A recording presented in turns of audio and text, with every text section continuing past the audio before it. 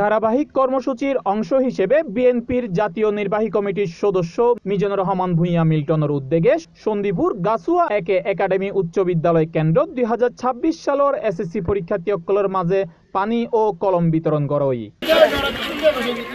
পরীক্ষার্থীসকলরে উৎসাহ ও সহযোগিতার লক্ষ্যে আয়োজিত ও মানবিক কার্যক্রম বাস্তবায়নে ছাত্রদলের নেতাকর্মীসকল আন্তরিকভাবে সহযোগিতা করে। এ সময় তারার প্রতি কৃতজ্ঞতা ও ধন্যবাদ জানানো হয়।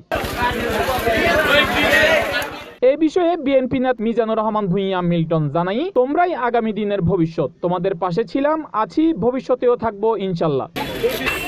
কর্মসূচিত উপস্থিত আছেন সন্তোষপুর ইউনিয়ন ছাত্রদলের সভাপতি মোহাম্মদ সরওয়ার হোসেন জুয়েল, ছাত্রদলের সভাপতি আরিফুল ইসলাম ফয়েল আমানুল্লাহ, ছাত্রদলের সিনিয়র সহসভাপতি ইরফান হোসেন রবিন, সন্তোষপুর ইউনিয়ন ছাত্রদলের সদস্য মিনহাস মাহমুদ শুভ ও মোহাম্মদ মেহেদি, দীর্ঘাপাড় ইউনিয়ন ছাত্রদল নেতা মুন্না ও দীপু সহ অন্যান্য ছাত্রদলের নেতৃবৃন্দ।